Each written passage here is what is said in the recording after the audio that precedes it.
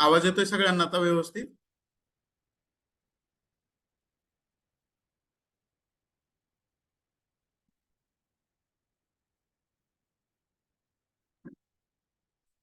आवाज येतोय का?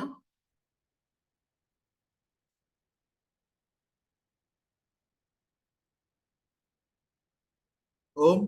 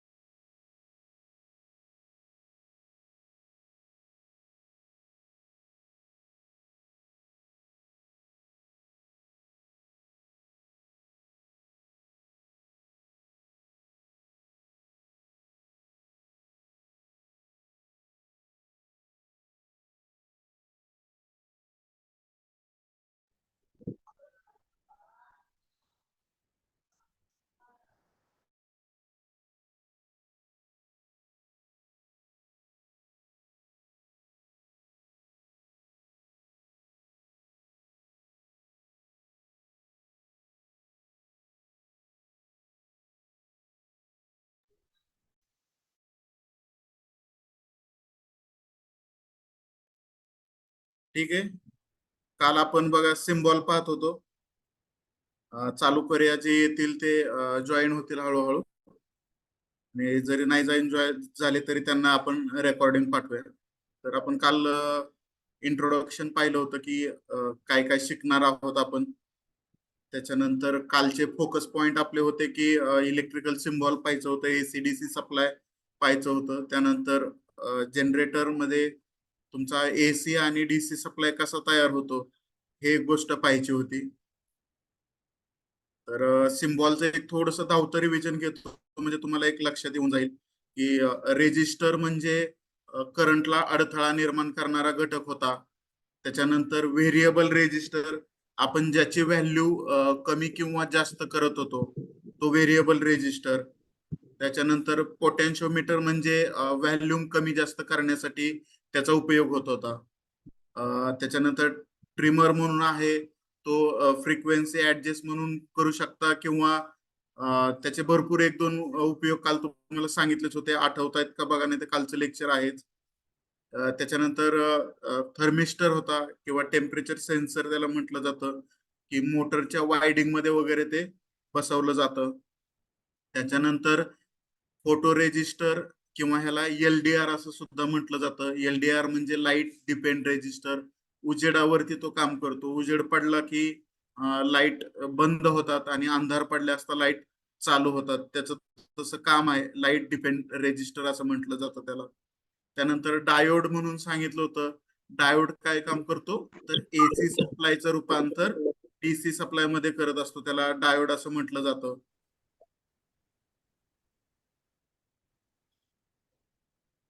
त्याच्यानंतर झिनर डायोड, की जो डायोड रिव्हर्स बायस मध्ये म्हणजे त्याच्या पॉझिटिव्ह टर्मिनलला सप्लायचं निगेटिव्ह टर्मिनल जोडलं जातं. म्यूट करा थोडस आपलं फोन. रिव्हर्स बायस मध्ये जोडला जातो झिनर डायोड आणि व्होल्टेज स्थिर ठेवण्याचं काम झिनर डायोडचं असतं. त्याच्यानंतर आपण पाहिलं होतं शॉकटी डायोड, तो काय काम काय करतो. त्यानंतर एलईडी असेल, तुम्हाला एलईडी माहिती असतील ते काय काम करतात. फोटो डायोड, त्याला सोलर सेल असं सुद्धा म्हटलं जातं, की तो सौर ऊर्जेचं रूपांतर काय कशामध्ये करतो, तर इलेक्ट्रिकल एनर्जी मध्ये करतो. त्यानंतर कॅपॅसिटर पाहिलं होतं. कॅपॅसिटरला आपण फिल्टर दुसरं नाव सांगितलं होतं तुम्हाला, की एसी सप्लाय स्वतःकडे ठेवणं किंवा चार्ज स्टोअर करणं, डीसी सप्लायला शुद्ध करण्याचं काम हा कॅपॅसिटर करत असतो. त्यानंतर व्हेरिएबल कॅपॅसिटर ट्युनिंगसाठी, एफ एम मध्ये सिग्नल जे असतात ते ट्युनिंग करण्यासाठी याचा उपयोग केला जातो. किंवा व्होल्टेज सोर्स असेल, एखाद्या गोष्टीला व्होल्टेज द्यायचं असेल, बॅटऱ्या चार्जिंग करायच्या असतील किंवा इमर्जन्सी लाईट चालू करायची असेल, तर व्होल्टेज सोर्स वापरला जातो. त्याच पद्धतीचा करंट सोर्स आहे, जर व्होल्टेजने बॅटऱ्या चार्जिंग होत नसतील तर करंट सोर्सचा वापर करून तुम्ही बॅटऱ्या चार्जिंग करू शकता. त्यानंतर एसी व्होल्टेज सोर्स म्हणजे इन्व्हर्टर. कालचं आपण उदाहरण पाहिलं होतं, पाणीपुरीवाल्या गाड्याचं वगैरे असं उदाहरण पाहिलं होतं. ठीक आहे. त्याच्यानंतर हे काल आपण घेतलंय त्यामुळे थोडस एक शॉर्टकट मध्ये सांगून आपण पुढे जातोय. त्यानंतर सेल आणि बॅटरी मधला डिफरन्स सांगितला होता. कोण सांगू शकेल का, कुणाला आठवत असेल तर? सेल म्हणजे काय आणि बॅटरी म्हणजे काय?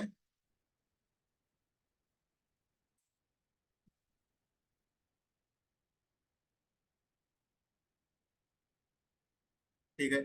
सेल म्हणजे बघा, एखादा घटक म्हणजे जो सेल आहे तो डिस्चार्ज झाल्यानंतर पुन्हा त्याला चार्जिंग करता येत नाही. आणि बॅटरी म्हणजे त्याला वारंवार चार्जिंग करता येतं, ते झालं बॅटरी. त्याच्यानंतर व्होल्टेज मोजण्यासाठी व्होल्ट मीटरचा उपयोग होतो. तुम्ही व्होल्ट मीटर पाहताय समोर. त्यानंतर करंट मोजण्यासाठी मीटरचा उपयोग होतो.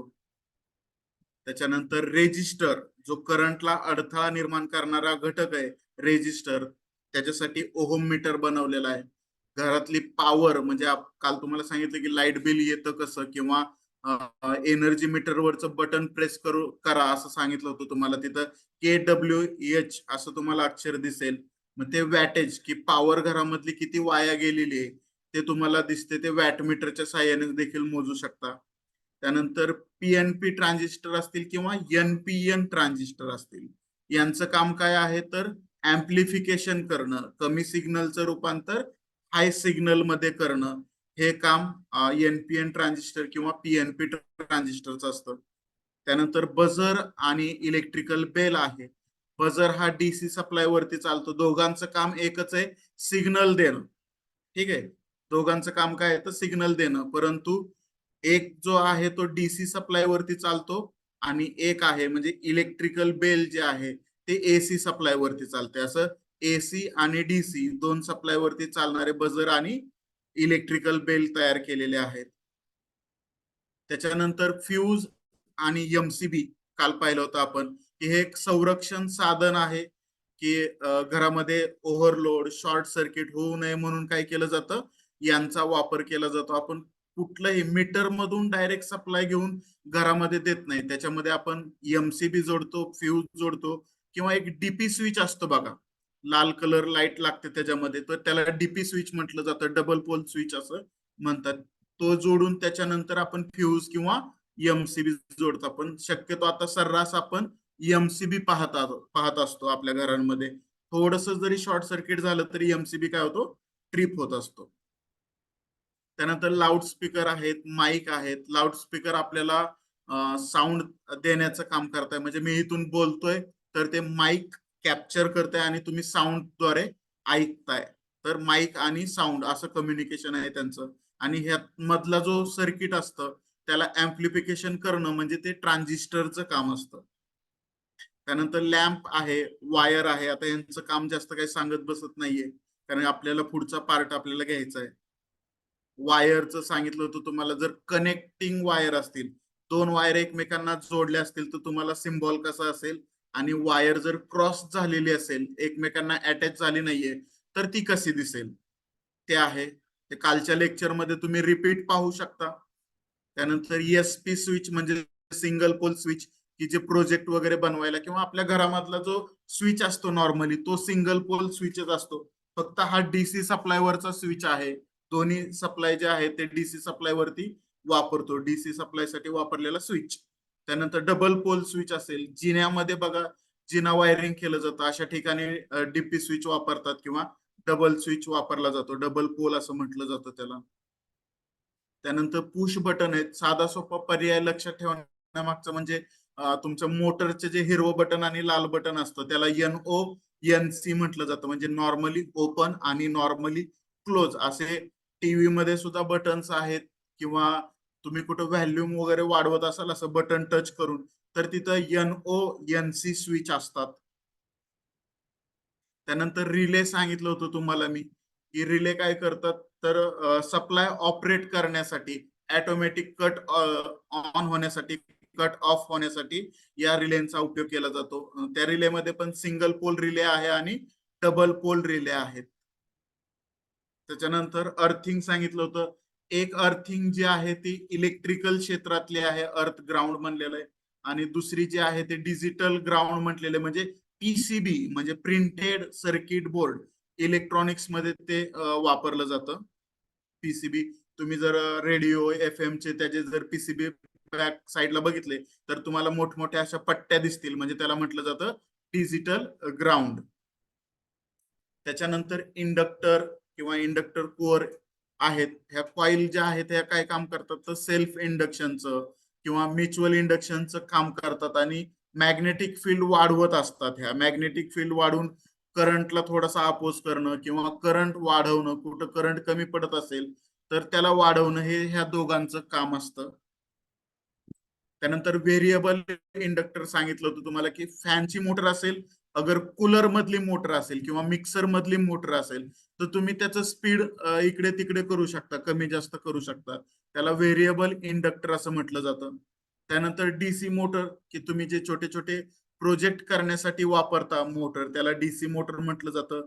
त्याच्यामध्ये एन आणि एस असे दोन पोल असतात, नॉर्थ आणि साऊथ.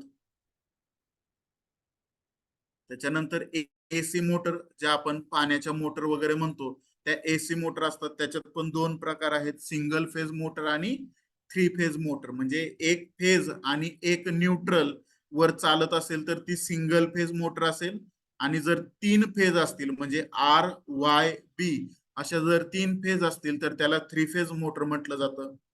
त्याच्यानंतर एसी ट्रान्सफॉर्मर आहे, जो एसी सप्लायचं रूपांतर एसी सप्लाय मध्येच करतो. परंतु 240 व्होल्ट आपल्या घरामध्ये जे इनपुट व्होल्टेज असतं ते 240 असतं, आणि 240 व्होल्टचं रूपांतर 12 व्होल्ट मध्ये करणं, 9 व्होल्ट मध्ये करणं या ट्रान्सफॉर्मरचं काम असतं. म्हणजे व्होल्टेज स्टेप डाऊन करणं. आणि ते डाऊन झालेलं व्होल्टेज जे आहे तो रेक्टिफायर दिसतोय तुम्हाला 50 नंबरचा सिम्बॉल. तर तो रेक्टिफायर काय करतो, एसी सप्लायचं रूपांतर डीसी सप्लाय मध्ये करत असतो. त्यानंतर आयसी 49 नंबरचा सिम्बॉल आहे बघा, इंटिग्रेटेड सर्किट, की याच्यामध्ये वरती आपण जे पाहिलं रेजिस्टर पाहिलं, कॅपॅसिटर पाहिलं, डायोड पाहिलं, या सगळ्यांचा मिश्रण होऊन काय केलेलं असतो तर इंटिग्रेटेड सर्किट बनवलेलं असतं, एक आयसी बनवलेलं असतं. आणि त्याच्यापासून सर्व कार्य एकाच कंपोनंट पासून आपण करून घेऊ शकतो, तो म्हणजे आयसी असतो. सगळे कार्य म्हणजे व्होल्टेजला रेग्युलेट करणं, म्हणजे व्होल्टेजला नियंत्रण करणं असेल, स्विचिंग करणं असेल, ऍम्प्लिफिकेशन करणं असेल, हे सर्व कार्य आपण आयसी पासून करून घेऊ शकतो. हे काल आपण इथपर्यंत पाहिलं होतं, एक थोडक्यात ओझरती माहिती आता तुम्हाला सांगितलेली. आजचा पार्ट आपण चालू करूया. इलेक्ट्रॉनिक्स म्हणजे काय बघा, थोडस थिअरी वाटेल परंतु एक लक्षात ठेवण्यासारखी गोष्ट आहे, की आपण इलेक्ट्रॉनिक्स म्हणजे काय म्हणतो की फक्त एक टीव्ही टेप वगैरे आहे तर तसं नसून, किंवा चार्जर वगैरे आहे तर तसं नसून, त्याचा जो हातभार आहे, आता तुम्ही जर समोर वाचत असाल तर इलेक्ट्रॉनिक्स केवळ आपल्या वैयक्तिक गरजा पूर्ण करण्यात मदत करत नाहीत, तर त्या आपल्या पूर्ण अर्थव्यवस्थाचा अर्थव्यवस्था जी आहे त्या वाढीस देखील मदत करत असतात. म्हणजे जसजसं नवीन तंत्रज्ञान येत आहे तस तसं इलेक्ट्रॉनिक क्षेत्र वाढत जाते. म्हणजे काल पण सांगितलं होतं मी, मेकॅनिकल क्षेत्रामध्ये, इलेक्ट्रिकल क्षेत्रामध्ये, ऑटोमोबाईल क्षेत्रामध्ये इलेक्ट्रॉनिक्स वाढतंय. म्हणजे इलेक्ट्रॉनिक्सला आपण थोडस पाठीमागे टाकून चालणार नाही. येत्या काळामध्ये सगळ्या ज्या गोष्टी होणार आहेत त्या इलेक्ट्रॉनिक्स वरती चालणार आहेत. म्हणजे आपण आता साधं उदाहरण घेतलं की गेट असेल, आधी गेट उघडायला हॉटेलचं गेट किंवा एखाद्या मॉलचं गेट असेल तर ते उघडण्यासाठी लोक उभा असायची किंवा आपल्याला स्वतःला ते पुश करावं लागायचं. परंतु आता सध्या काय झालेलं आहे तर PIR म्हणजे मोशन सेन्सर आहे, तिथं मुवमेंट झाली की तो ऑटोमॅटिक दरवाजा ओपन होतो. म्हणजे हे सर्व इलेक्ट्रॉनिक क्षेत्रात घडले, म्हणजे घडत आहे. तर नवीन आधुनिक युगामध्ये हे इलेक्ट्रॉनिक्स महत्वाची भूमिका राबवत असतं. त्या इलेक्ट्रॉनिक्सचा जनक जो आहे तो जोसेफ जॉन थॉम्सन आहे. त्याच्यानंतर भरपूर जणांनी त्याच्यावरती काम केलेलं आहे. एडिसन असेल किंवा मायकल फॅरेडे शास्त्रज्ञ असतील, यांनी सर्वांनी काम केलेलं आहे याच्यावरती. तर इलेक्ट्रॉनिक्स म्हणजे काय आहे तर मेन जो घटक डीसी सप्लाय वरती काम करतो, किंवा तुम्ही अशी व्याख्या सांगू शकता की जे नॅनो पार्टिकल पार्ट आहेत, नॅनो पार्ट आहेत, संगणकामधल्या चिप्स आहेत छोट छोट्या, त्यानंतर मोठमोठे ट्रान्सफॉर्मर आहेत की ज्याला आपण साध्या सोप्या भाषेमध्ये डीपी म्हणतो. तर त्या डीपींना सुद्धा कंट्रोल करण्यासाठी सगळं इलेक्ट्रॉनिक्स तंत्रज्ञान वापरलेलं आहे. जे तुम्हाला दिसत असेल, किंवा आता आपण मंगळावरती यान पाठवलं, चंद्राच्या दक्षिण ध्रुवावरती आपण पोहोचलेलो आहे. तर ह्याच्यामध्ये सगळे जे पार्ट छोटे छोटे बनलेले आहेत, जे कंट्रोलिंग केलेले आहे, त्याचा महत्वाचा घटक होता तो म्हणजे इलेक्ट्रॉनिक्स. तर इलेक्ट्रॉनिक्स यासाठी वापरलं जातं. इलेक्ट्रॉनिक्स अजून म्हणजे आपल्या कल्पनाशक्तीच्या बाहेर आहे. आपण फक्त 1% पण अभ्यास करत नाहीयेत इलेक्ट्रॉनिक्सचा. इलेक्ट्रॉनिक्स एवढं क्षेत्र प्रगत झालेलं आहे. तर व्याख्या पहा इलेक्ट्रॉनिक्स म्हणजे काय. तर ज्या वस्तू डीसी डीसी म्हणजे डायरेक्ट करंट म्हटलं जातं त्याला, डायरेक्ट सप्लाय वरती चालतात, त्यांना इलेक्ट्रॉनिक्स असं म्हटलं जातं. डायरेक्ट करंट म्हणजे जो चार्जर आहे, चार्जर हा एसी सप्लाय घेतोय, परंतु त्याच्यामध्ये छोटासा ट्रान्सफॉर्मर असेल. एसी सप्लायचं रूपांतर डीसी मध्ये करण्यासाठी रेक्टिफायर बसवलेला आहे. आणि डीसी वरती तो आपला मोबाईल असेल, त्यानंतर रेडिओ असतील, टीव्ही असेल, टेप रेकॉर्डर असतील, लॅपटॉप असतील, घड्याळ असतील, बरोबर, म्हणजे सेलवर चालणारे घड्याळ असतील, ट्यूबलाईट आता सध्या सगळ्या ट्यूबलाईट असतील, पॉवर बँक असतील, ह्या सगळ्या कशावरती चालतायत तर डीसी सप्लाय वरती चालतायत. म्हणून त्याला डायरेक्ट करंट डीसी सप्लाय असं म्हटलं जातं. मग त्याच्यामध्ये डीसी सप्लाय वरती जे आहे तो डीसी सप्लाय आपल्याला स्टोअर करता येतो, म्हणजे एकदा साठवता येतो. तसं एसी सप्लाय साठवता येत नाही. डीसी सप्लाय आपण एकदा चार्जिंग केला की बॅटरीमध्ये तो स्टोअर होऊन राहतो आणि जेव्हा ज्यावेळी पाहिजे आपल्याला तो वापरता येतो. म्हणजे घड्याळातलं सेल असेल तर सेल आपण विकत आणतो, म्हणजे ते एकदा चार्जिंग करून आलेलं आहे. ठीक आहे, चार्जिंग झाल्यानंतर किंवा त्याच्यामधले जे इलेक्ट्रोकेमिकल आहेत, इलेक्ट्रोलाइट आहेत, ते चार्जिंग त्या सेलला चार्जिंग करत असतात. चार्जिंग होतं आणि आपण घड्याळात टाकल्यानंतर ते त्याचा यूज होऊन त्याच्यातले इलेक्ट्रॉन्स काय होतात तर संपले जातात. तर तुम्हाला प्रोटॉन, न्यूट्रॉन, इलेक्ट्रॉन्स हे शब्द कधीतरी तुम्ही ऐकला असाल. तर ते प्रोटॉन, न्यूट्रॉन, इलेक्ट्रॉन, त्यातला इलेक्ट्रॉन जो घटक आहे तो डिस्चार्ज होण्याचं काम करतो. म्हणजे डिस्चार्ज होतो आणि आपण म्हणतो की आपला सेल किंवा बॅटरी डिस्चार्ज झाली. तर इलेक्ट्रॉनिक्स घटकामधला जो महत्वाचा पार्ट काय आहे तर आपल्याला सप्लाय जो आहे तो स्टोअर करून ठेवता येतो. जसं आपण पाणी स्टोअर करू शकतो तसा हा सप्लाय जो आहे तो फक्त डीसी सप्लाय आपण स्टोअर करू शकतो. त्याला कोणत्याही प्रकारची फ्रिक्वेन्सी नसते. फ्रिक्वेन्सी म्हणजेच काय तर वारंवारता, तो बदलत असतो.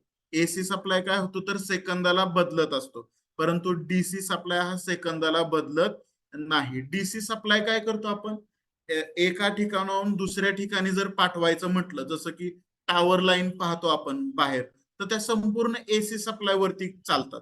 डीसी सप्लाय जर पाठवायचं म्हटलं तर ते शक्य होत नाही, कारण की एका ठिकाणाहून समजा 100 किलोमीटर वरती पाठवायचं असेल तर तिथं व्होल्टेज ड्रॉप होतं. व्होल्टेज ड्रॉप होणं म्हणजे काय तर त्या सप्लायची ताकद राहत नाही तिथपर्यंत जाण्याची. पण एसी सप्लाय कसा असतो तो अल्टरनेटिंग आहे, बदलता आहे. एकदा फेज न्यूट्रल, फेज न्यूट्रल असं एका सेकंदात 50 वेळा आपली दिशा आणि किंमत तो बदलत असतो. आणि तो बदलत असल्यामुळे त्याचं वहन म्हणजे त्या सहजरित्या पुढं वाहिला जातो. परंतु डीसी सप्लाय तसा वाहत नाही. इलेक्ट्रॉनिक्स उपकरणांमध्ये IC, processor, diode, resistor, electrolytic capacitor, transistor असे पार्ट वापरले जातात, की जे आपण वरती पाहिले त्यांचे सिम्बॉल आणि त्यांचा उपयोग पण आपण काल पाहिलेला होता किंवा आज थोडक्यात आपण पाहिलेला आहे. ते डीसी सप्लाय सरळ मार्गाने वाहतो, म्हणजे तो कुठेही वळत नाही. तो पॉझिटिव्ह तर पॉझिटिव्ह वायर मधूनच वाहत राहणार आहे. निगेटिव्ह मधून कधीही तो वाहणार नाही. इलेक्ट्रॉनचं वहन निगेटिव्ह मधून होत असतं, परंतु पॉझिटिव्ह मधून आपण त्याला बोली भाषेमध्ये बोलत असतो. त्यानंतर इलेक्ट्रॉनिक्स उपकरणे ही इलेक्ट्रिकल उपकरणांच्या तुलनेत खूप जटिल आणि किचकट असतात. म्हणजे त्यांना रिपेअर करणं वगैरे थोडस किचकट असतं. इलेक्ट्रिकलचे पार्ट मोठमोठे असतात, त्यामुळे त्याचे जे काही फॉल्ट झालेले असतात ते लगेच दिसतात. परंतु एसी सप्लायचा ट्रान्झिस्टर तुम्ही बघितला किंवा कॅपॅसिटर बघितला, आयसी बघितला, तुम्हाला आयसीचा सिम्बॉल दाखवलं, त्याला खूप लेग्स होते, पाय पाय खूप होते.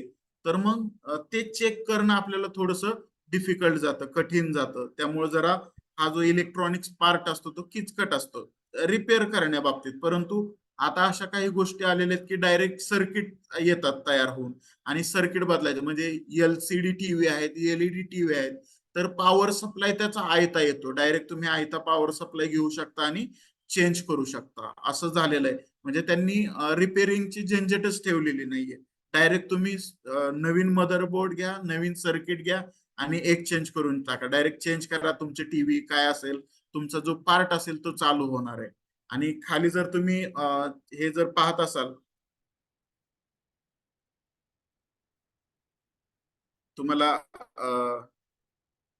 एकच मिनिट, तुम्हाला जर खाली दिसत असेल, डायग्राम दिसत असेल की निगेटिव्ह वायर सरळ चाललेली आहे आणि पॉझिटिव्ह वायर बघा कशी चाललेली आहे. ठीक आहे, म्हणजे एक मार्गाने चाललेला सप्लाय हा वर खाली होत नाही, हा एक मार्गाने असा चाललेला, ह्याला पॉझिटिव्ह म्हटलं जातं, ह्याला निगेटिव्ह म्हटलं जातं. तुम्ही हा सिम्बॉल कुठेही पाहिला तर लगेच लक्षात येईल की पॉझिटिव्ह कुठला, निगेटिव्ह कुठला, म्हणजे AC सप्लाय कुठला आणि DC सप्लाय कुठला, हे तुम्ही सहजरित्या ओळखू शकता. ठीक आहे, तर हे आहे इलेक्ट्रॉनिक्स. म्हणजे काय होतं की इलेक्ट्रॉनिक्स म्हणजे DC सप्लाय वरती चालणारी उपकरणं, म्हणजे डायरेक्ट करंट असेल. आणि आता AC बघूया थोडक्यात आपण. बघा, AC सप्लाय म्हणजे काय, ज्या वस्तू अल्टरनेटिंग करंट, तुम्हाला जर व्याख्या लिहून आली स्क्रीनशॉट किंवा जर व्हिडिओ बघत असाल तुम्ही हा रेकॉर्डिंग व्हिडिओ, तर जरूर नीट लक्षात ठेवा, कारण की अल्टरनेटिंग सप्लाय हा आपल्या घरांमध्ये वापरला जाणारा सप्लाय आहे. ज्या वस्तू अल्टरनेटिंग करंट वरती चालतात त्या सर्व वस्तूंना इलेक्ट्रिकल असं म्हणतात किंवा इलेक्ट्रिकल ऍक्सेसरीज असं म्हटलं जातं. उदाहरणार्थ पाण्याची मोटर असेल जे आपण विहिरीमध्ये टाकतो, किंवा बांधकाम चालू असताना आपण पाणी मारण्यासाठी वापरतो, किंवा बोरवेलची मोटर असेल, तर ह्या सर्व मोटर काय तर AC सप्लाय वरती चालतात. तसं सिलाई मशीनची मोटर असेल, सिलिंग फॅन असतील, टेबल फॅन असतील. त्यानंतर आता सध्या इलेक्ट्रॉनिक्स चोक आलेले आहेत, पण आधीच्या काळामध्ये चोक असायचे, असे मोठमोठ्या ट्यूब असायच्या, त्याच्यावरती असा चोक लावलेला असायचा, तो सुद्धा इलेक्ट्रिकल सप्लाय वरती चालायचा. आता फ्रीज असतील, वॉशिंग मशीन असेल, पिठाच्या गिरणी असतील, बल्ब असतील, आता हे सर्व सांगत बसत नाहीये, तुम्हाला वाचल्यावरती लक्षात येईल की AC सप्लाय वरती काय काय चालतं. ठीक आहे, सोल्डरिंग गन असेल, आता मुलांसाठी आवडीचा विषय म्हणजे सोल्डरिंग गन असतो, तर गनच्या साह्याने तुम्ही पार्ट सोल्डरिंग करू शकता. आणि त्याच्यामध्ये जी तार वापरलेली असते ती म्हणजे हिटिंग इलेमेंट म्हणून नायक्रोमची तार वापरतात. म्हणजे इस्त्री असेल, ओव्हन असेल, हीटर असेल, गिझर असतील, तर ह्याच्यामध्ये गरम होण्यासाठी जी तार वापरतात ती नायक्रोमची तार आहे.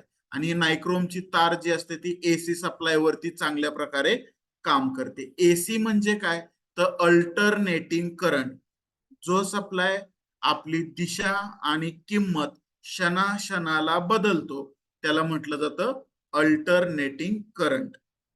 मग इलेक्ट्रिकल वस्तूंमध्ये वायडिंग केलेलं असतं, मग ते वायडिंग कॉपरचं असतं. आता सर्वात चांगला कंडक्टर म्हटलं तर गोल्ड आला, सोनं आलं. पण सोन्याचं आपण मोटरमध्ये जर वायरिंग केलं तर काय होईल आपल्याला माहित, मला सांगायची गरज नाहीये. त्यानंतर वायरिंग जरी घरामध्ये सोन्याचं करायचं म्हटलं तर आपलं म्हणजे आपण करू शकत नाही, कारण की तेवढं महागाई पण झालेली आहे. पण सगळ्यात गुड कंडक्टर असतो तो म्हणजे गोल्ड असतो. तुमचा कम्प्युटरमध्ये म्हणा किंवा सिम कार्ड मध्ये थोड्याफार प्रमाणामध्ये सोनं वापरलं जातं, थोड्याफार प्रमाणामध्ये एकदम मिलीमध्ये वापरलं जातं, कारण की तो गुड कंडक्टर आहे. गुड कंडक्टर म्हणजे करंट वाहून नेण्याची क्षमता त्याच्यात खूप चांगली आहे. त्याच्यानंतर चांदी आहे, ते पण आपण वापरू शकत नाही कारण की आपल्याला ते परवडणार नाहीये. त्यानंतर तिसऱ्या नंबरला आहे ते म्हणजे कॉपर. मग कॉपर आपण आपल्या आवाक्यात आहे आणि वापरू पण शकतो सहज. तरी तरी देखील तुम्ही जर ऐकलं असेल कधी की नदीच्या साईडचा ट्रान्सफॉर्मर म्हणजे DP चोरीला गेला किंवा ट्रान्सफॉर्मर जाळला आणि त्याच्यातलं वायडिंग चोरून नेलं किंवा शेतकऱ्यांच्या मोटर चोरून नेल्या, तर हे कशासाठी होतं, तर कॉपर सुद्धा 700 रुपये 800 रुपये किलोनी विकलं जातं. त्यासाठी त्या चोऱ्या होतात. म्हणजे एका मोटरमध्ये जर 3 HP ची वगैरे मोटर असेल तर 2-2.5 किलो सहजरित्या वायडिंग निघतं, त्याला जाळून थोडंफार कमी होतं, मग ते वायडिंग साठी चोरलं जातं. तर मग कॉपर आपल्यासाठी चांगलं असतं. एसी सप्लाय हा स्टोअर करता येत नाही. मगाशी पण सांगितलं मी की डीसी सप्लाय बॅटऱ्यांमध्ये स्टोअर करता येतो, कारण की तो एक मार्गाने वाहतो.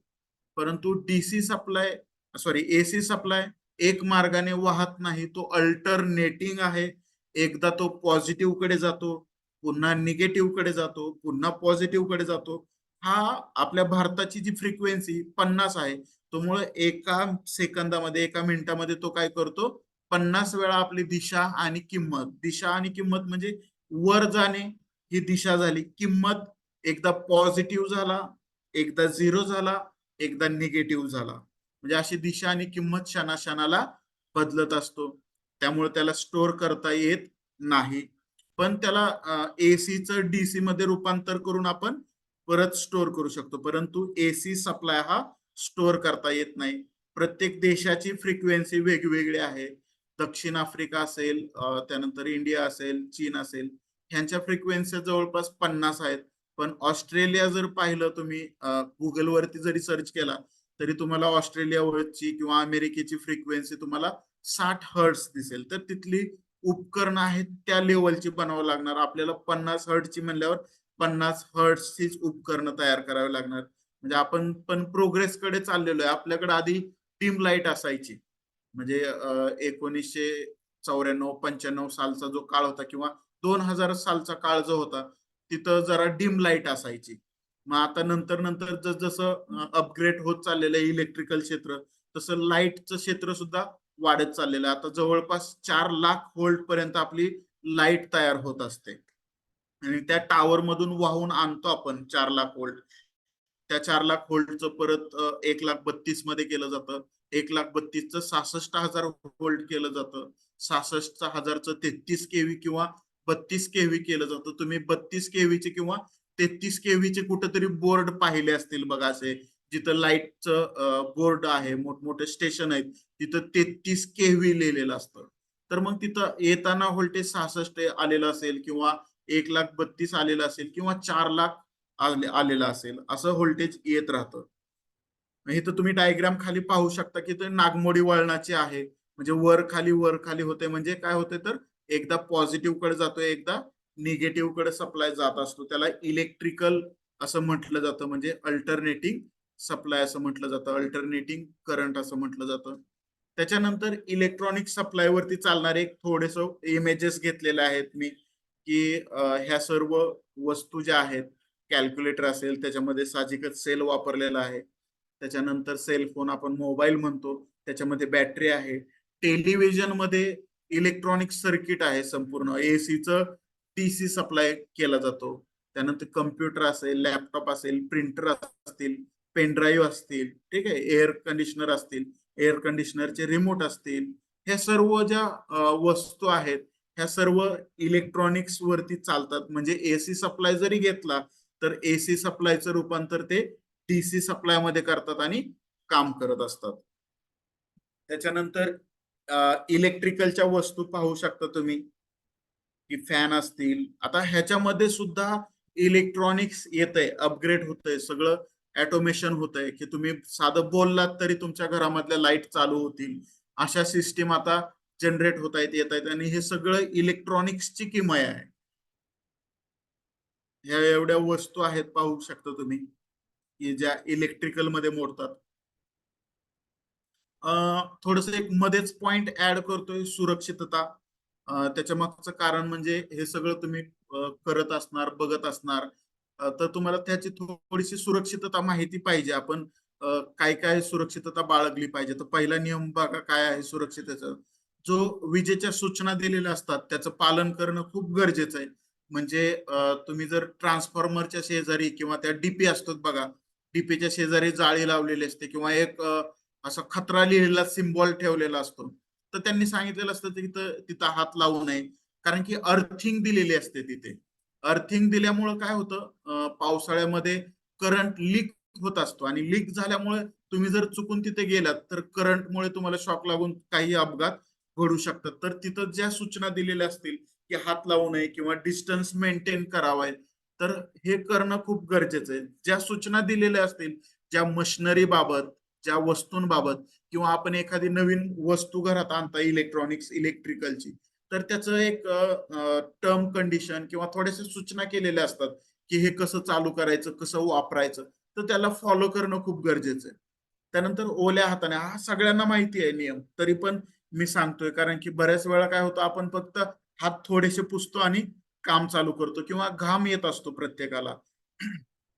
तर घाम आल्यानंतर सुक्क कापड म्हणजे रुमाल तुमचा खूप चांगला असणं गरजेचं आहे. तो रुमाल ओला नकोय. तर ओल्या हाताने कधीही विजेच्या उपकरणांना स्पर्श करायचा नाही.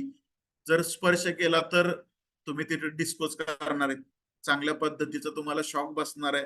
त्यामुळे कधीही ओल्या हाताने उपकरणांना किंवा स्वयंपाक करताना बघा घरामधल्या लेडीज आपण ज्या करतात तिथं थोडासा त्यांचा हात ओला असतो आणि मिक्सरला हात लावतात. तर थोडस तिथं काळजी घेणं गरजेचं आहे. मग काळजी काय घ्यावी, तर जरी ओला हात असेल तर पायाखाली रबरी मॅट असावं किंवा लाकडी पाट असावा, जेणेकरून तुम्हाला शॉक बसणार नाही. फक्त एक काळजी घ्यायची की शॉक बसू नये म्हणून तुमचं जे शरीराचं कोणताही पार्ट म्हणजे एक हात भिंतीवरती आणि तुम्ही काम करताय तर तसं करायचं. तुम्ही लाकडावरती उभा आहात, लाकडी पाठवरती किंवा रबरी मॅट वरती उभा आहात, परंतु तुमचा हात काय झालेला आहे तर भिंतीला टच झालेला, तर तुम्हाला शॉक लागणार. जर तुम्हाला प्रॉपर काम करायचं असेल तर लाकडी पाठावरतीच उभं राहायचंय किंवा रबरी मॅट वरतीच उभं राहायचं आणि ते काम करायचं, म्हणजे शॉक बसणार नाही. घरातील उपकरणांना अर्थिंग केलेलं असावं.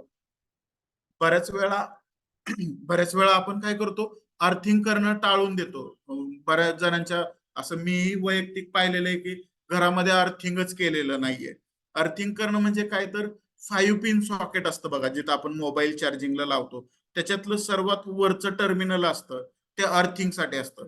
तिथं वायर जोडून आपण काय करायचं, म्हणजे सर्व जे अर्थिंगचे तसे पॉइंट असतात, वायरमनला सांगून किंवा आपल्याला जर माहिती असेल तर ते सर्व पॉइंट एकमेकांना अटॅच करून घराच्या बाहेर जिथं लहान मुलं जाणार नाहीत किंवा जिथं आपलं घरातील कुठल्याही व्यक्ती आहेत ते सहज जाणार नाहीत अशा ठिकाणी अर्थिंगचा खड्डा घ्यावा.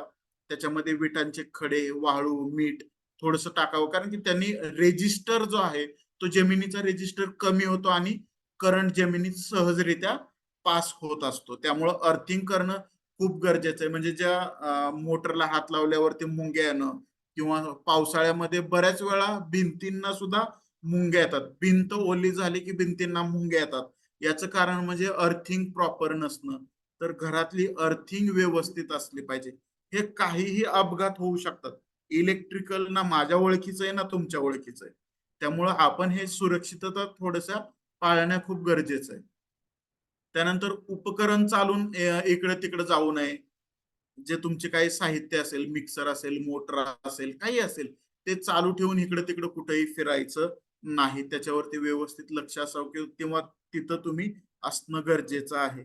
इन्सुलेशन खराब झालेली मोटर असेल किंवा वायर असेल, हे तुम्ही वापरायचं नाहीये. बऱ्याच वेळा बघा, इन्सुलेशन म्हणजे काय, तर वायरवरचं आवरण, मग ते लाल कलरचं असेल, काळ्या कलरचं असेल, हिरव्या कलरचं असेल, कोणत्याही कलरचं आवरण असेल, तर ते आवरण खराब झालेली वायर वापरायची नाहीये.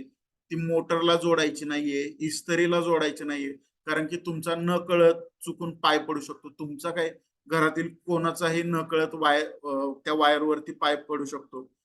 जर खराबच असेल तर तुम्ही तिथे इन्सुलेशन टेप, म्हणजे आपण बोली भाषेमध्ये चिकट टेप म्हणतो, तो चिकट टेप मारायचा. पण शक्यतो चिकट टेप मारला आणि तर ती वायर जर खाली असेल आणि त्याच्या जर सानिध्यात पाणी आलं तर तिथं सगळीकडे शॉक बसू शकतो. त्यामुळं वायरवरचं आवरण खराब झालं असेल तर ते वायर कधीही वापरू नये. डायरेक्ट नवीन वायर तिथं वापरावे. थोडेसे पैसे खर्च होतील पण आपली सुरक्षितता खूप महत्वाची आहे. त्यानंतर वीज तपासणीसाठी टेस्टरचा वापर करावा. टेस्टर सगळ्यांना माहिती असेल, तर टेस्टर प्रत्येकाच्या घरामध्ये असावा. लाईट गेल्यानंतर डायरेक्ट बटन चालू बंद करण्याऐवजी टेस्टर घेऊन तुम्ही जर लाईट चेक केली तर चांगलं राहील. पण तो टेस्टर चांगल्या क्वालिटीचा असावा, चांगल्या प्रकारचा असावा. साधा टेस्टर असला तरी तो व्यवस्थित आहे का नाही ह्याची खात्री करून घ्यावी. बऱ्याच वेळा त्याच्यामधले जे रेजिस्टर असतात तर ते खराब झालेले असतात. मग डायरेक्ट आपल्याला शॉक लागू शकतो. त्यामुळं टेस्टर व्यवस्थित असावा. मोडकी तोडकी हत्यारं कधीही वापरू नयेत. म्हणजे तुम्ही वायरवरचं आवरण काढायचं, तुमच्याकडे पक्कड आहे तर पक्कड नीट चालत नाही म्हणून दाताने सोलताय वायर, तर असं करू नका. हत्यारे व्यवस्थित असावे, जे टूल्स म्हणतो आपण ते सगळे व्यवस्थित असावे आणि योग्य त्या ठिकाणी योग्य त्या हत्यारांचा वापर करावा. म्हणजे बऱ्याच वेळा आपण असं पाहतो की पक्कड जी आहे आपल्या इकडची, त्याला कॉम्बिनेशन प्लायर असं म्हटलं जातं. पकडला आपण हातोडी म्हणून उपयोग करतो, म्हणजे खिळे ठोकण्यासाठी, स्क्रू ठोकण्यासाठी. खिळा आणि हा स्क्रू देखील वेगवेगळा भाग आहे, पण त्याला ठोकपीट करण्यासाठी आपण पक्कड वापरतो. तसं करायचं नाहीये. हातोडी दिलेली तर हातोडीचा वापर, पण आपण काय करतो, आपल्याकडे ते सापडत नाही किंवा नसतं म्हणून डायरेक्ट पकडच्या साह्यानेच आपण हातोडीचा वापर, म्हणजे हातोडीचा सारखा त्याचा वापर करत असतो. तर एक थोड्याशा सूचना केलेल्या आहेत, त्याचं पालन जरूर करा तुम्ही. त्यानंतर एसी सप्लाय आणि डीसी सप्लाय कसा तयार होतो हे आपण पाहणार आहोत. डायग्राम दिसत आहेत सगळ्यांना, आकृत्या दिसत आहेत, चालत्या आकृत्या घेतलेल्या आहेत थोड्याशा तुम्हाला लक्षात येण्यासाठी.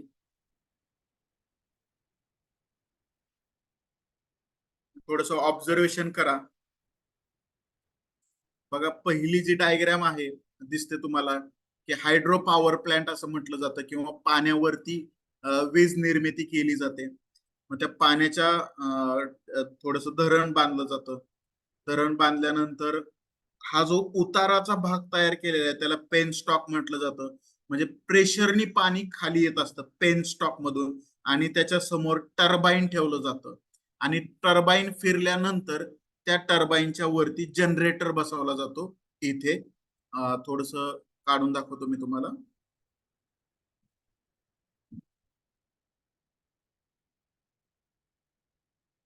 बघा, या बाजूला इथे जनरेटर बसवलं जातं.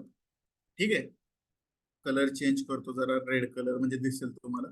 या भागामध्ये काय केलं जातो, जनरेटर बसवला जातो आणि जसं पाणी पुढे पुढे जाईल तस तसा तो जनरेटर फिरणार आहे आणि जनरेटर फिरल्यानंतर, म्हणजे टर्बाईन फिरल्यानंतर जनरेटर फिरेल आणि जनरेटर फिरला की फॅरेडे म्हणून मग अशी नाव सांगितलं बघा तुम्हाला, तर फॅरेडेच्या नियमानुसार लाईटची निर्मिती होते. फॅरेडेने काय सांगितलेलं आहे थोडस लक्षात राहिलं तर पहा. फॅरेडेने सांगितलेलं आहे की तुम्ही मॅग्नेटिक लाईन म्हणजे चुंबकीय क्षेत्र कट करा, त्याच्यानुसार तुम्हाला ईएमएफ मिळणार आहे. जेवढं जास्त तुम्ही मॅग्नेटिक लाईन्स कट करणार तेवढं जास्त तुम्हाला ईएमएफ म्हणजे इलेक्ट्रोमोटिव्ह फोर्स किंवा व्होल्टेज मिळणार आहे. आपण पुढे पाहणारच की व्होल्टेज म्हणजे काय, करंट म्हणजे काय, त्याच्यामध्ये तुम्हाला थोडस लक्षात येईल. पण हा टर्बाईन फिरला की जनरेटर फिरतो.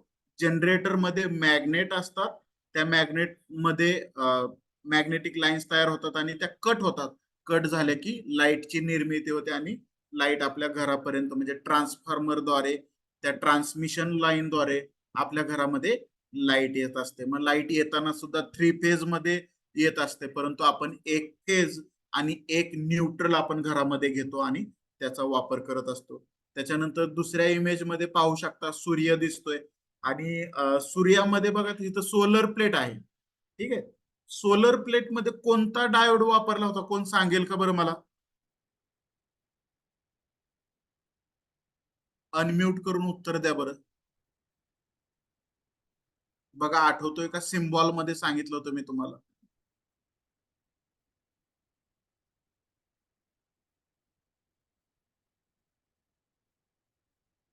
कोणच नाही? ठीक आहे, त्याच्यामध्ये वापरलं जातं फोटो व्होल्टॅक सेल.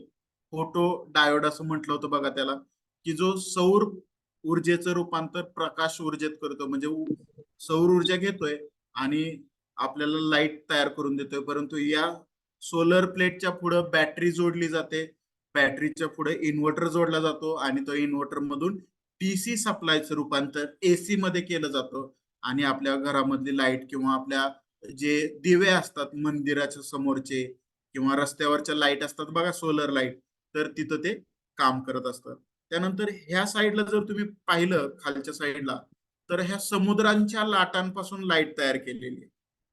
ह्या खालच्या कोपऱ्यांमध्ये जर पाहिलं तर ह्या समुद्राच्या लाटा, मग अशा टाईप मध्ये काय केलं जातं तर खाली पिलर केला जातो आणि त्या पिलर मध्ये टर्बाईन बसवले जातात. मग त्या टर्बाईन मधून काय होतं, पाणी एका दिशेने जातं, परत रिव्हर्स येतं, सरळ जाऊन परत रिव्हर्स आलं की टर्बाईन ते फिरत राहतं, आणि टर्बाईन फिरलं की जनरेटर फिरतो, आणि जनरेटरचं कामच आहे की लाईट तयार करणं. फॅरेडेच्या नियमानुसार, म्हणजे फॅरेडेने त्याचा शोध लावलेला आहे, फॅरेडेने जनरेटर बनवलाय म्हणून तो काय होतो, जनरेटर चालू राहतो. म्हणजे तुम्ही इथं फिरत्या डायग्राम नुसार पाहू शकता की पाणी ये जा करतंय आणि लाईटची निर्मिती होत असते. त्याच्यानंतर न्यूक्लिअर पॉवर प्लांट आहेत. त्याच्यानुसार कोळशापासून सुद्धा एनर्जी तयार केली जाते, गॅसेस पासून एनर्जी तयार केली जाते, जे वेस्ट मटेरियल असतं त्याच्यापासून एनर्जी तयार केलेली असते. गोबर गॅस वगैरे आपण जे म्हणतो त्याच्यापासून लाईट तयार केली जाते. त्याच्यानंतर शेजारी अजून पाहू शकता की पवनचक्की पाहताय तुम्ही, विंड पॉवर प्लांट असं त्याला म्हटलं जातं, विंड एनर्जी. सर्वांना माहित असेल पवनचक्कीतलं थोडस आतमधलं दाखवलेलं आहे बघा पवनचक्कीमध्ये मी, की पवनचक्कीचं पातं फिरतंय, ते पातं फिरल्यानंतर याच्या पाठीमागे बघा हा जनरेटर आहे, हा जो भाग आहे रेड कलरचा गोल केलेला आहे बघा त्याच्यामध्ये, तो काय आहे तर जनरेटर आहे. मग तो जनरेटर काय करतो तर सप्लाय तयार करण्याचं काम करतो. मग ही लाईट अशा पद्धतीने तयार होत असते. मग त्याच्या प्रकार मी तरी एक 4-5च घेतलेले आहेत, पण अजून पण प्रकार आहेत त्याचे. ठीक आहे. तर हे टायडली वॉटर पासून लाईट तयार होते, सोलर पासून लाईट तयार होते, विंड पासून लाईट तयार होते, गॅसेस पासून लाईट तयार होते, कोळशापासून लाईट तयार होते, साखर कारखाने असतील तिथं सुद्धा जो भुसा आहे तो जाळला जातो, वेस्ट मटेरियल जाळलं जातं आणि लाईट तयार होते. तसंच समुद्रांच्या लाटांपासून सुद्धा लाईट तयार होते. लाईट अशा पद्धतीने तयार केली जाते. त्याच्यानंतर पुढे जाऊया. एसी अल्टरनेटर बघा, म्हणजे एसी सप्लाय तयार कसा होतो. मगाशी तुम्हाला सांगितलं की एसी म्हणजे काय, तर एसी म्हणजे अल्टरनेटिंग करंट. जो करंट आपली दिशा आणि किंमत क्षणाक्षणाला बदलतो त्याला अल्टरनेटिंग करंट म्हणजे एसी सप्लाय असं म्हटलं जातं. तुम्ही जर ह्या डायग्राम मध्ये जर पाहिलं तर तुम्हाला दिसेल बघा, वरती वेवलेंथ दिसते बघा, एक एरो दिसत असेल तुम्हाला, किंवा एक डॉट दिसत असेल बघा, तो वर खाली जातोय बघा.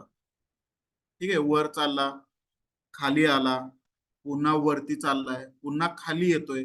पण ही क्रिया सेकंदात घडत असते, आणि हिचा वेग जो आहे तो आहे 2,97,841.8 प्रति सेकंद. बघा पुन्हा सांगतोय, 2,97,841.8 प्रति सेकंद एवढ्या वेगाने हे इलेक्ट्रॉन्स आपली दिशा आणि किंमत बदलत असतात. म्हणजे आपल्याला ज्यावेळेस शॉक लागतो ना, शॉक लागताना तेवढ्या वेगाने आपल्या शरीरातून जमिनीमध्ये इलेक्ट्रॉन्स जात असतात. मग तुम्ही जर नीट बारकाईने पाहिलं तर लाल कलर जो दिलेला आहे त्याला म्हणायचं एन पोल, आणि जो खाली ग्रीन मध्ये दिलेला आहे तो आहे यस पोल. आणि त्याच्यामध्ये बघा हा जो फिरणारा भाग आहे त्याला कंडक्टर असं म्हटलं जातं. मग तो कंडक्टर फिरतोय, आणि ब्ल्यू कलरच्या लाईन ज्या दिलेल्या आहेत त्या मॅग्नेटिक लाईन्स आहेत. मग त्या मॅग्नेटिक लाईन्स कट होत असतात. उदाहरणार्थ आपण बकेटमध्ये पाणी घेतलंय, त्या पाण्यामध्ये काठी ठेवली किंवा आपला एक हात टाकला आणि हाताला एक मुवमेंट दिली, हात फिरवला बकेटमध्ये, तर पाणी सुद्धा फिरणार आहे. तसंच हा कंडक्टर ज्यावेळेस चुंबकीय क्षेत्रामध्ये फिरतो, मॅग्नेटिक लाईन्स मध्ये फिरतो, त्यावेळेस याच्यामध्ये सुद्धा बदल निर्माण होतो आणि इलेक्ट्रिसिटीची निर्मिती होते. म्हणजे फॅरेडेने सांगितलेले की मॅग्नेटिक लाईन्स कट करा, ईएमएफ म्हणजेच व्होल्टेजची निर्मिती होणार आहे. पण ह्याच्या पुढे जर आलात तुम्ही थोडस ह्या अल्टरनेटरच्या, तर तुम्हाला दिसेल बघा, कलर बदलतो थोडासा मी, ब्लॅक कलर घेतो. हे बघा, हा पॉइंट एक आणि इथं दुसरा पॉइंट, याला म्हटलं जातं स्प्लिट रिंग. दोन रिंगा असतात, एक स्लिप रिंग असते आणि एक असते स्प्लिट रिंग. तर सॉरी, ह्याला म्हणायचं स्लिप रिंग. मग ह्या स्लिप रिंग द्वारे काय होतंय तर एकदा पॉझिटिव्ह सप्लाय इथे तयार होतो, तर निगेटिव्ह सप्लाय इथं तयार होतो. जसजसं याचं डायरेक्शन बदलेल, वर खाली होईल बघा, वर खाली होताना थोडस ऑब्झर्वेशन करा. बघा ह्याला जर मी ए साइड म्हटलं तर ए साइड खाली गेली, बी साइड वरती गेली, पुन्हा ए साइड वरती येते, बी साइड वरती येते. म्हणजे ए बी नुसार जर लक्षात ठेवलं तर वर खाली अशा क्रिया घडत असतात. आणि हा जो मीटर आहे साइडचा, हा तुम्हाला दिसतोय बघा, एकदा निगेटिव्ह साइडला झुकतो, झिरो होतोय, पुन्हा पॉझिटिव्ह साइडला झुकतोय. म्हणजेच काय होतंय, एकदा करंट हा झिरो पासून चालू झाला की तो पॉझिटिव्ह कडे जातोय, पुन्हा झिरो होतोय, परत निगेटिव्ह कडे जातोय, पुन्हा झिरो होतोय, पुन्हा पॉझिटिव्ह कडे जातोय. अशी क्रिया एका सेकंदामध्ये 50 वेळा होते. मग त्याला फ्रिक्वेन्सी असं म्हटलं जातं, वर खाली जाण्याची क्रिया. आणि जे इलेक्ट्रॉन्स आहेत त्याची वाहण्याचं स्पीड तुम्हाला सांगितलं मागाशी की 2,97,841.8 प्रति सेकंद. म्हणजे हा एसी सप्लाय अशा पद्धतीने तयार होत असतो की त्याला अल्टरनेटर असं म्हटलं जातं. जनरेटर म्हणजे जो डीसी सप्लाय तयार करतो, आणि अल्टरनेटर म्हणजे जो एसी सप्लाय तयार करतो. मग एसी सप्लाय साठी स्लीप रिंग, ह्या ज्या दोन रिंग दिसत आहेत तुम्हाला, ह्याला स्लीप रिंग म्हटलं जातं. त्याच्याद्वारे एसी सप्लाय तयार होतो, अल्टरनेटिंग सप्लाय तयार होतो. तो फॅरेडेच्या नियमानुसार, फॅरेडेच्या इलेक्ट्रोमॅग्नेटिक इंडक्शनच्या नियमानुसार तयार होतो. मॅग्नेटिक लाईन्स कट करा, ईएमएफ ची निर्मिती होणार आहे. ठीक आहे, लक्षात आलं असेल. काही शंका आहे का कुणाला याच्यामध्ये? मेसेज करून टाकू शकता की मी रिपीट सांगावं वगैरे असं काय.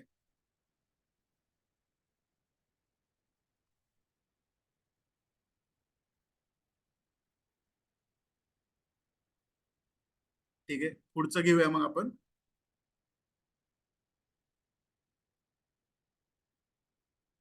बघा डीसी सप्लाय दिलेला आहे. आता डीसी सप्लायचा फुल फॉर्म डायरेक्ट करंट आहे, जो की आपली दिशा आणि किंमत बदलत नाही. मगाशी पहा, एसी सप्लाय मध्ये रिंग कशी होती, इकडे एन आणि एस पोल दिसतोय तुम्हाला. ठीक आहे, तर रिंग कशा होत्या, तर दोन होत्या पण त्या पाठीमागे पुढे होत्या. परंतु इथं समोरासमोर आहेत. ह्याला म्हणायचं स्प्लिट रिंग, त्याला म्हणायचं स्लिप रिंग, आणि ह्या स्प्लिट रिंग. ठीक आहे, म्हणजे डीसी सप्लाय तयार होण्यासाठी स्प्लिट रिंग वापरल्या जातात. आणि करंट जर पाहिला तर एकाच डायरेक्शनने वाहतोय बघा, तो वर खाली जात नाहीये.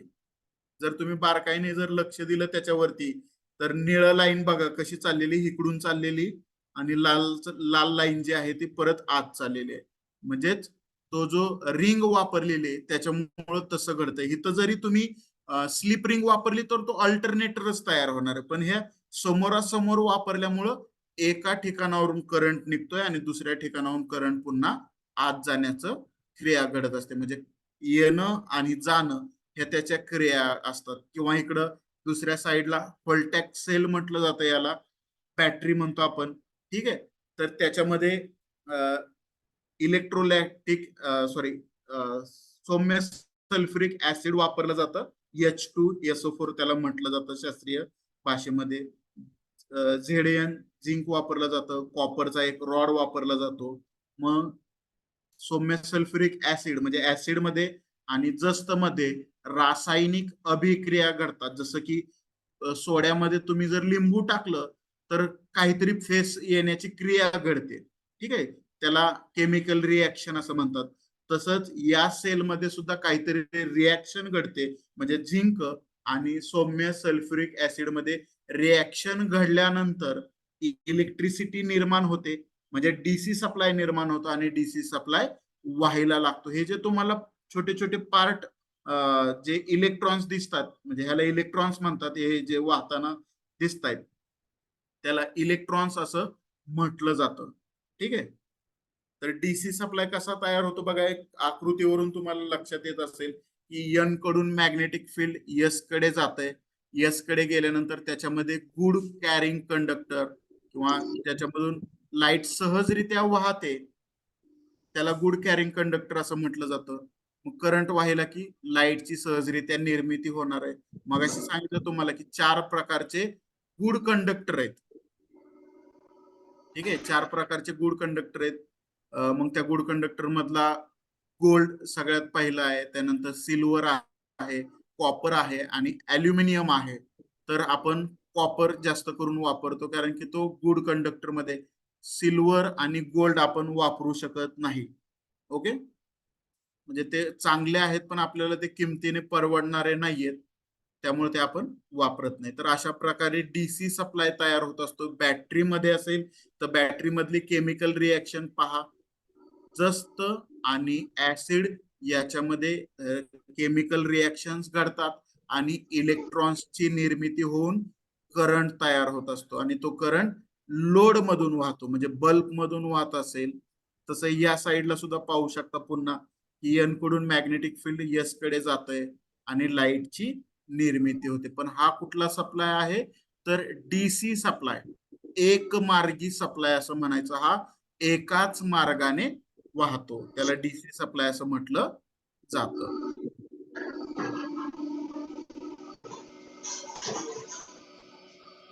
कोणाचा अनम्यूट करा बरं, कोणाचा ऑन असेल तर. ठीक आहे.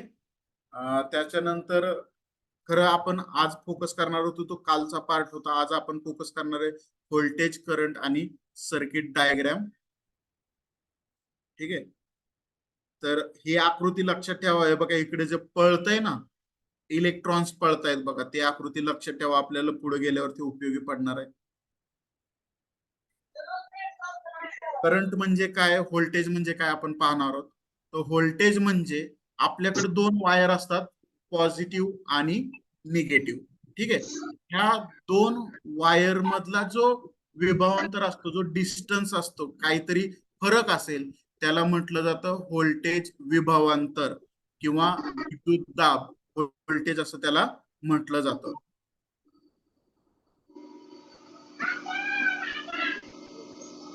कुणाचा माईक अनम्यूट म्यूट करा बरं, अनम्यूट असेल तर म्यूट करून ठेवा.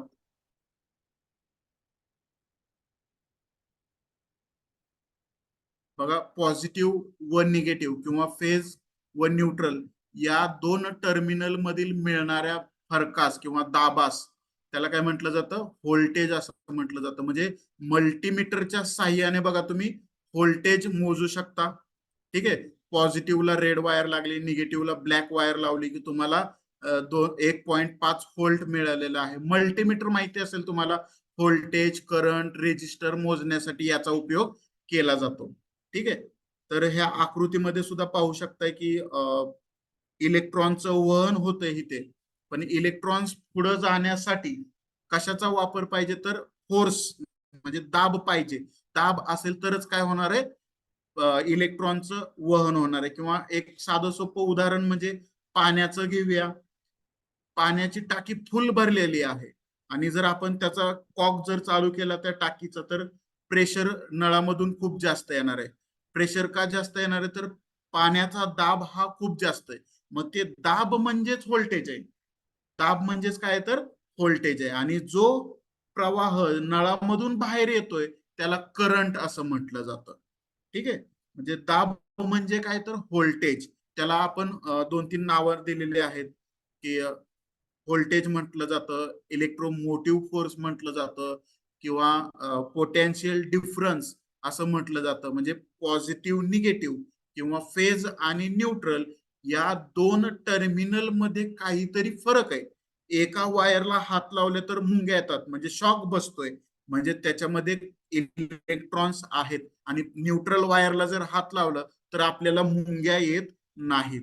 म्हणजे ह्या दोन फरकास काय म्हटलं जातं, व्होल्टेज असं म्हटलं जातं. ठीक आहे, व्होल्टेज म्हणजे काय लक्षात आलं असेल. व्होल्टेज मोजण्यासाठी व्होल्ट मीटर वापरला जातो आणि तो जो आहे तो व्ही अक्षराने दाखवला जातो आणि व्होल्टेज हे व्होल्ट मध्ये मोजत असतात. तर हा व्होल्टेजचा भाग आहे. परत एकदा सांगतोय बघा, पॉझिटिव्ह आणि निगेटिव्ह किंवा फेज आणि न्यूट्रल यांच्या टर्मिनल, जे जे दोन टर्मिनल असतात त्यांच्यामध्ये जो दाब असतो त्या दाबामध्ये जो फरक आहे त्या फरकाला पोटेन्शियल डिफरन्स, इलेक्ट्रोमोटिव्ह फोर्स किंवा व्होल्टेज असं म्हटलं जातं, विद्युत दाब असं म्हटलं जातं. आणि तो एसी आणि डीसी म्हणजे मी पॉझिटिव्ह निगेटिव्ह आणि फेज न्यूट्रल का म्हटलंय तर पॉझिटिव्ह निगेटिव्ह म्हणजे डीसी सप्लाय, फेज न्यूट्रल म्हटलं की एसी सप्लाय, हा लक्षात ठेवण्याचा एक भाग आहे. त्याच्यानंतर आपण करंट पाहूया. बघा मग अशी आकृती सांगितली होती की लक्षात ठेवा म्हणून सांगितलं होतं आकृती. इथं जर वरती पाहिलं तर काय होत आहे तर हे जे इकडे तिकडे पळणारे पार्ट दिसत आहेत म्हणजे छोटे छोटे मॉलिक्युल दिसत आहेत याला म्हटलं जातं इलेक्ट्रॉन्स. मग ह्या इलेक्ट्रॉनच वहन होत असतं. म्हणजे इथं जर आकृतीमध्ये खाली पाहिलं तुम्हाला रेड कलर होतोय, परत येल्लो ग्रीन होतोय आणि परत ब्ल्यू कलर होतोय. म्हणजे हे चार्जेस आहेत, इलेक्ट्रॉन्स आहेत, ह्यांचं वहन होत असतं, सारखं वाहिले जातात, एका ठिकाणाहून दुसऱ्या ठिकाणी जात असतात. ते कधी जातात जर लोड जोडला तर, लोड म्हणजे फॅन जोडला, बल्ब जोडला, रेजिस्टर जोडला, ह्या जर गोष्टी जोडल्या तरच तो काय करत असतो, कार्य करत असतो. म्हणजे एका ठिकाणाहून दुसऱ्या ठिकाणी जातात, इलेक्ट्रॉनचं वहन होतं. आणि तुम्ही जर इकडे पाहिलं ओहम्स लॉ लिहिलेला आहे पहा, तर त्या ओहम्स लॉ मध्ये बघा व्होल्टेज म्हणजे दाब देतोय त्या करंटला पुढे जा, पण रेजिस्टर काय करतोय त्याला अडथळा निर्माण करतोय, करंटला सहजरित्या तो पुढे जाऊ देत नाही. दाब म्हणजे पुढे दाबणे, ठीक आहे, त्या व्होल्टेजचं काम आहे. आणि रेजिस्टरचं काम आहे की करंटला अडथळा निर्माण करणे, त्याला वाहू न देणं, सहजरित्या वाहू न देणं. तर करंटची व्याख्या बघा काय होते, एखाद्या कंडक्टर मधून इलेक्ट्रॉनचे वहन होणे म्हणजे करंट होय. वायर मधून करंट सहजरित्या वाहतो, परंतु तुम्ही खिळा म्हटला सहजरित्या वाहत नाही, त्याला थोडाफार अडथळा निर्माण होतो. त्याच्यानंतर नायक्रोमची तार म्हणजे इस्त्री मधली जर तार म्हटली तुम्ही तर तो सहजरित्या वाहत नाही, त्याला अडथळा निर्माण होत असतो थोड्याफार प्रमाणात. ठीक आहे, तर त्याला करंट असं म्हणतात. त्यानंतर करंट बघा अँपियर मध्ये मोजला जातो. त्याच्यानंतर त्याला ए किंवा आय अक्षराने दाखवला जातो. आणि करंट मोजण्यासाठी अँपियर मीटरचा, एम मीटरचा वापर करतात आणि तो अँपियर मध्ये मोजला जातो. जसं आपण दूध आहे लिटर मध्ये आणतो, बरोबर, साखर किलो मध्ये आणतो, तसं करंट मोजण्याचं जे एकक आहे ते अँपियर आहे. व्होल्टेज मोजण्याचं जे एकक आहे ते व्होल्ट आहे. अशा पद्धतीने करंट आणि व्होल्टेज काम करत असतात. म्हणजे हा जो लॉ दाखवलेला आहे तुम्हाला साईडला ओहम्स लॉ, तर व्होल्टेज दाब देण्याचं काम करतो, करंट पुढे जाण्याचं काम करत असतो, परंतु त्याला अडथळा निर्माण करण्यासाठी रेजिस्टर बसवलेले असतात. रेजिस्टर म्हणजे फॅन मध्ये सुद्धा कॉईल म्हणजे वायडिंग तार असते ती रेजिस्टरच काम करते. बल्ब मध्ये जी तार बसवलेली असेल किंवा सीएफएल बल्ब असतील, एलईडी बल्ब असतील, त्याच्यामध्ये जे तारा असतात, छोटे छोटे पार्ट असतात, ते रेजिस्टर म्हणून म्हणजे करंटला थोड्याफार प्रमाणात अडथळा निर्माण करण्याचं कार्य करत असतात. मग करंट सहजरित्या वाहू शकत नाही. जर करंट सहजरित्या पॉझिटिव्ह टू निगेटिव्ह गेला म्हणजे शॉर्ट सर्किट झालं. शॉर्ट सर्किट झालं म्हणजे उष्णता निर्माण होणार आहे. उष्णता निर्माण झाली की आग लागणार आहे. म्हणजे शॉर्ट सर्किटमुळे आग लागली कपड्याच्या दुकानाला असेल म्हणा, असं तुम्ही न्यूज मध्ये ऐकत असाल, कुठेही आग लागू शकते शॉर्ट सर्किटमुळे. तर त्या ठिकाणी रेजिस्टर हा जो मेन घटक आहे तो व्यवस्थित काम करत नसल्यामुळं पॉझिटिव्ह निगेटिव्ह किंवा फेज आणि न्यूट्रल ह्या दोन वायर एकत्र आल्या की उष्णता वाढली जाते आणि उष्णता वाढून आग लागण्याची संभाव्य धोका असतो. ठीक आहे, तर याला करंट म्हणायचं. करंटची साधी सोपी व्याख्या काय तर इलेक्ट्रॉनचं वहन होणं. इलेक्ट्रॉन म्हणजे काय तर प्रोटॉन, न्यूट्रॉन, इलेक्ट्रॉन तुम्ही अभ्यासला असेल बघा, तर त्यातला इलेक्ट्रॉन म्हणजे हा घटक आहे की जो वाहत राहतो आणि त्याचा वेग मगाशी सांगितला बघा तुम्हाला की 2,97,841.8 प्रति सेकंद एवढ्या वेगाने इलेक्ट्रॉनचं वहन होत असतं. म्हणजे एका सेकंदात तो एवढ्या वेगाने वाहतो. मग आपल्याला शॉक बसल्यावरती आपली परिस्थिती काय होते, आपल्याला मुंग्या येतात. म्हणजे काय होतात तर इलेक्ट्रॉन्स आपल्या शरीरातून जात असतात, त्या स्पीडने जातात, त्यामुळे आपल्याला मुंग्या जाणवतात. आणि इलेक्ट्रिकल करंट किंवा इलेक्ट्रॉनिक्स करंट आपल्याला धरणं सोडणं ह्या क्रिया घडत नाहीत. तर आपला मेंदू त्यांना सांगतो की आता बस लांब हो तिथून. म्हणजे आपला हात झटकला जातो, आपण स्वतःहून झटकतो, तो काही करंट फेकून देत नाही. जर करंटची तीव्रता जर जास्त असेल तर तो साहजिकच तिथंच हात आपला चिटकून राहणार आहे. म्हणजे हात ओला वगैरे असेल तर तिथं चिटकून राहणार आहे. पण हात कोरडा असेल तर आपला मेंदू सांगतो की लगेच बाजूला घे. करंट हात धरून ठेवण्याचंच काम करतो, फेकून देण्याचं काम करत नाही. परंतु ते आपल्या रेजिस्टर वरती, आपल्या शरीराच्या रेजिस्टर वरती अवलंबून आहे. तो कसा आहे, जर आपण कोरडा असेल आणि एकच पाय जमिनीवर असेल तर आपल्याला कमी प्रमाणात शॉक बसणार आहे. पण इस्त्री करण्यासाठी मांडी घालून बसलायत तर तुमचा जे आणि जास्त प्रमाणात तुम्हाला शॉक बसणार आहे. त्यामुळे तुम्ही इस्त्री करताना जर खाली बसत असाल तर तिथं सुद्धा रबरी मॅट किंवा लाकडी पाट घ्या आणि त्याच्यावरती इस्त्री करा, किंवा काहीतरी असं खाली हातरा की जेणेकरून जमिनीची संपर्क तुमचा येणार नाही. शक्यतो रबरी मॅट घेऊ शकता की तुम्हाला शॉक बसणार नाही. तर हा आहे करंट. पुढे जाऊया आपण. थोडस सर्किट विषयी माहिती घेऊया की सर्किट कोणत्या कोणत्या प्रकारचे असतात. बघा, सर्किट म्हणजे काय तर करंटने आपला मार्ग एखाद्या विरोधातून पूर्ण करणे म्हणजेच सर्किट होय.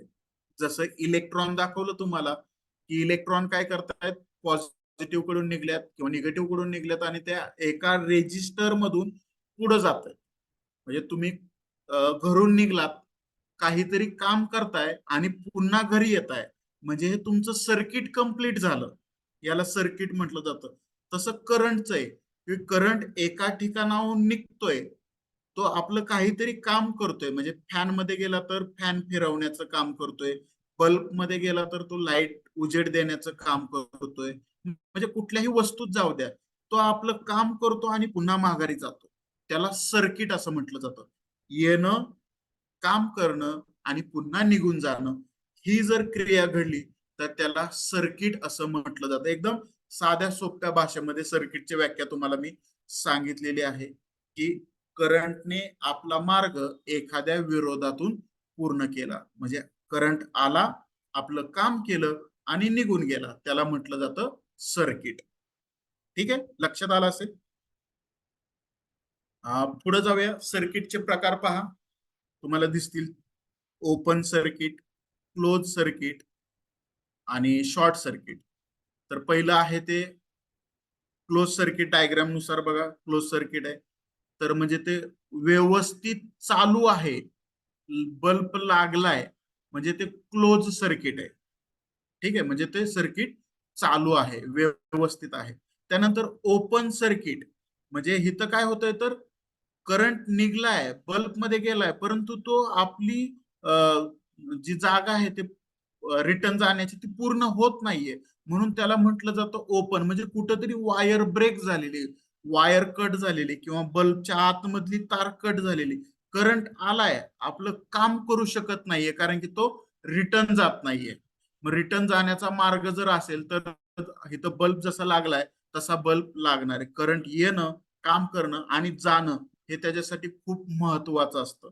तर ओपन सर्किट मध्ये तो जात नाही, फक्त येतो परंतु त्याला जायला रस्ता नाहीये.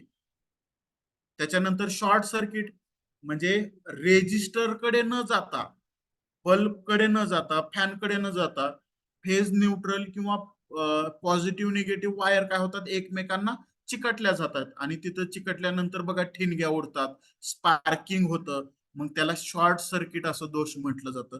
आणि शॉर्ट सर्किट झालं तर भरपूर मोठमोठे अपघात घडतात, हे तुम्हाला माहिती असेलच. तुम्ही बातम्यांमध्ये किंवा प्रत्यक्षात सुद्धा बऱ्याच वेळा पाहिले असतील. तर असे 3 सर्किट आहेत बेसिक सर्किट, की ओपन सर्किट, क्लोज सर्किट आणि शॉर्ट सर्किट. आपल्याला घातक कुठला असतो तर शॉर्ट सर्किट. तर कधीही पॉझिटिव्ह निगेटिव्ह किंवा फेज न्यूट्रल या वायर एकत्र येऊ द्यायच्या नाहीत. एकत्र येतील असं कुठेही कनेक्शन करायचं नाही. जर शॉर्ट सर्किट दोष झाला तर तो वित्तहानी करतो, मनुष्यहानी पण करू शकतो. जास्त करून वित्तहानी करतो, कारण की आग लागल्यानंतर आपण पळून जातो तिथं. बऱ्याच वेळा सामान पण बाहेर काढण्याचा प्रयत्न करतो. जर कपड्याच्या दुकानांना आग लागली तर शक्य होत नाही सगळीच कपडे बाहेर काढणं, म्हणजे वित्तहानी मोठ्या प्रमाणात हा करत असतो. ओपन सर्किट पासून असं काही नुकसान होत नाही, कारण की ते वायर कट झालेली असते. फक्त एवढंच की घरामधली आपल्या लाईट लागत नाही, त्याला ओपन सर्किट म्हटलं जातं. आणि क्लोज सर्किट म्हणजे सर्किट एकदम ओके आहे. ठीक आहे.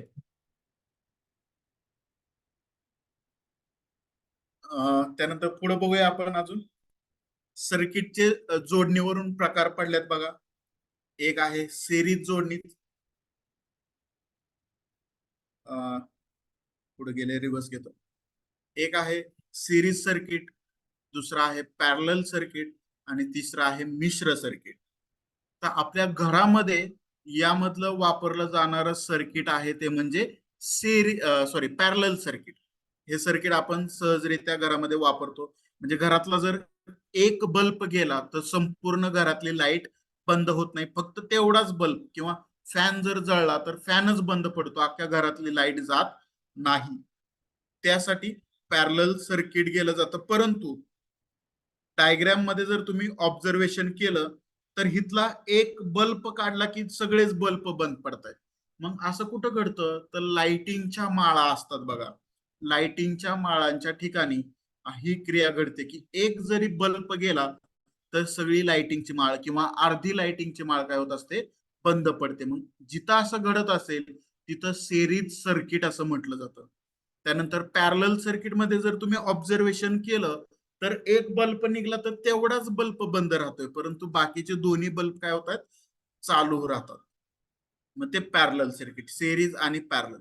आणि हे मिश्र सर्किट जे आहे ते बघा, तुम्ही इथं जर पाहिलं तर पॉझिटिव्ह वायर निघलेली आहे आणि बल्बच्या दोन्ही टोकाला भेटलेली. निगेटिव्ह वायर बघितली तर बल्बच्या दोन्ही टोकांना भेटलेली आहे. पॉझिटिव्ह भेटली आणि निगेटिव्ह पण भेटली. आणि इथं जर पाहिलं तर सेरीज सर्किट पण आहे. म्हणजे सेरीज आणि पॅरलल या दोघांच्या मिश्रणाला मिश्र सर्किट म्हटलं जातं. मग याचा उपयोग इलेक्ट्रॉनिक क्षेत्रामध्ये केला जातो. सेरीज आणि पॅरलल यांचा उपयोग इलेक्ट्रिकल मध्ये पण करतात आणि इलेक्ट्रॉनिक्स मध्ये पण करतात, परंतु मिश्र सर्किटचा उपयोग इलेक्ट्रिकल मध्ये करत नाही. तो इलेक्ट्रॉनिक क्षेत्रामध्ये त्याचा जास्त करून उपयोग केला जातो. हे मिश्र सर्किट. तीन सर्किट नीट ऑब्झर्वेशन करा, तुम्हाला लक्षात येईल की सिरीज सर्किट कुणाला म्हणायचं, पॅरलल सर्किट कुणाला म्हणायचं आणि मिश्र सर्किट कुणाला म्हणायचं. सिरीज सर्किट म्हणजे साखळी पद्धतीने जोडणी होत.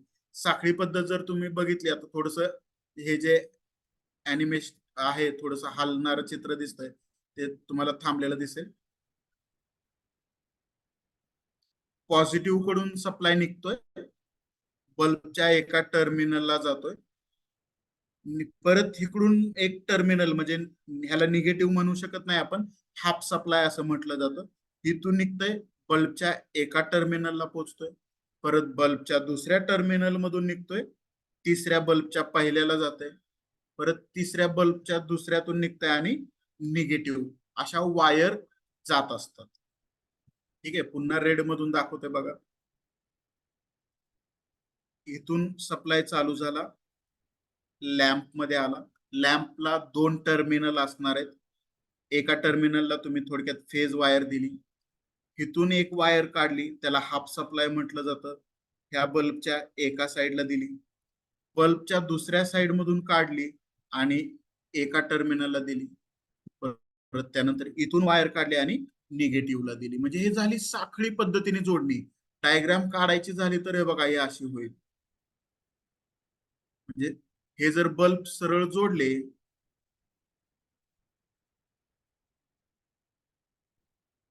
बघा डायग्राम दिसत असेल तुम्हाला, हे अशा पद्धतीने साखळी पद्धत जोडलेली आहे.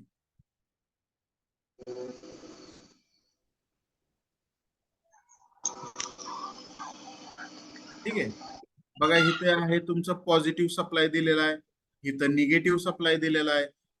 ह्याचं 1 नंबरचं टर्मिनल, ह्याचं 2 नंबरचं टर्मिनल आहे. त्यानंतर पुन्हा 1 नंबर, याचं 2 नंबरचं टर्मिनल आहे. पुन्हा याचं 1 नंबर आणि याचं 2 नंबरचं टर्मिनल.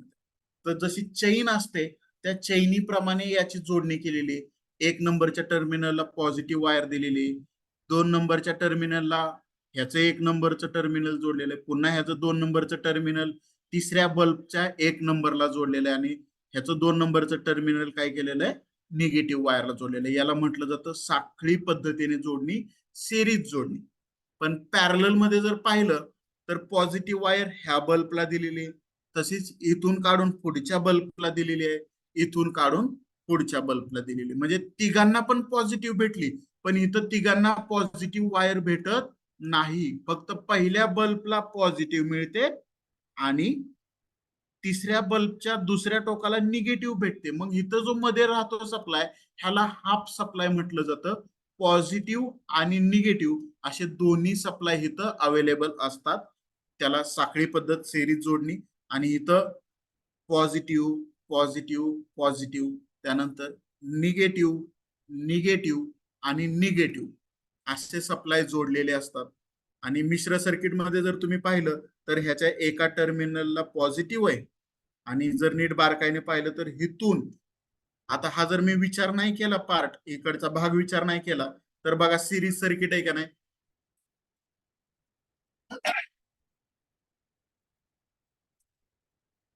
1 नंबरचं टर्मिनल आहे, 2 नंबरचं टर्मिनल आहे, ह्याचं 1 नंबरचं टर्मिनल आहे, ह्याचं 2 नंबरचं टर्मिनल आहे. म्हणजे 1 नंबरला पॉझिटिव्ह वायर दिली आणि इथून वायर घेतली आणि ह्या बल्बला दिली, बरोबर. 2 नंबरचं 1 नंबरला, म्हणजे ह्या डायग्राम नुसार आलं का नाही, 2 नंबरचं 1 नंबरला टर्मिनल जोडलं आणि परत ह्याची 2 नंबरची वायर जी आहे ती निगेटिव्हला जोडली. म्हणजे हे झालं सिरीज सर्किट. त्याच पद्धतीने बघा, 1 मिनिट, सगळं इरेज करतो इथलं.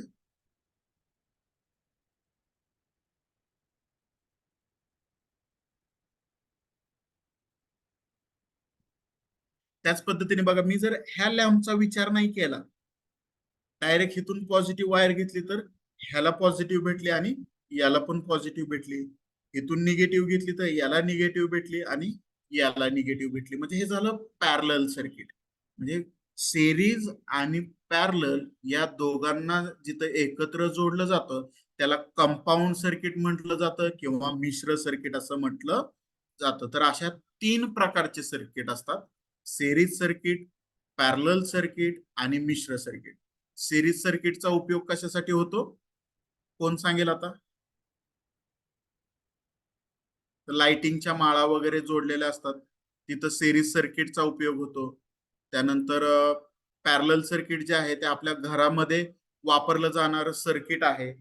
आणि मिश्र सर्किट जे आहे ते इलेक्ट्रॉनिक क्षेत्रामध्ये जास्त करून वापरलं जाणारं सर्किट आहे. तर असं सर्किटचे प्रकार, जो ओपन सर्किट, क्लोज सर्किट आणि शॉर्ट सर्किट आहे. त्याच्यानंतर त्याच्या जोडणीवरून पडणारे प्रकार आहेत सिरीज सर्किट, पॅरलल सर्किट आणि मिश्र सर्किट, असे 3 प्रकार आहेत. तर हे लक्षात आलं असेल तुम्हाला. ठीक आहे, आपण थोडस डायग्राम कडे जाऊया. ऍक्च्युअल डायग्राम कशा असतात ह्या तुम्हाला दिसतील बघा. पुस्तकांमध्ये किंवा ऑनलाईनला तुम्ही गेल्यानंतर तुम्हाला या पद्धतीचं डायग्राम दिसणार आहेत. तुम्ही जर सिरीज सर्किट, पॅरलल सर्किट आणि कंपाऊंड सर्किट टाकलं तर तुम्हाला असं दिसेल. मग ह्याला म्हटलं जातं रेजिस्टर. हा जो पार्ट आहे हा आहे रेजिस्टर. म्हणजे हा R1 म्हणजे रेजिस्टर 1, रेजिस्टर 2, रेजिस्टर 3 हे एकमेकांच्या सिरीज मध्ये जोडलेले आहेत.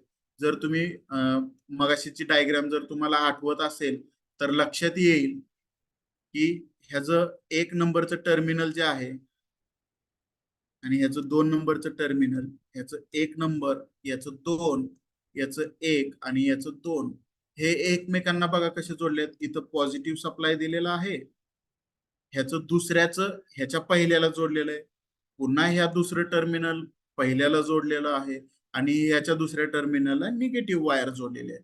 म्हणजे इथं जो मध्ये सप्लाय आहे तो पॉझिटिव्ह आणि निगेटिव्ह पहा परत इथं सुद्धा पॉझिटिव्ह आणि निगेटिव्ह असे दोन सप्लाय जोडलेले, म्हणजे हाफ सप्लाय म्हणू शकतो आपण याला, पॉझिटिव्ह प्लस निगेटिव्ह. मग ही साखळी पद्धतीची जोडणी आहे, सेरीज जोडणी म्हटलं जातं याला.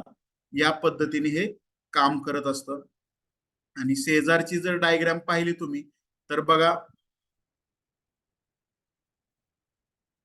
इथून करंट निघतोय, तो करंट वरती पण जाणार आहे, खाली पण जाणार, म्हणजे 2 नंबरला जाणार आहे आणि 3 नंबरला, म्हणजे I1, I2, I3. मग अशी व्याख्या सांगितली बघा करंटची.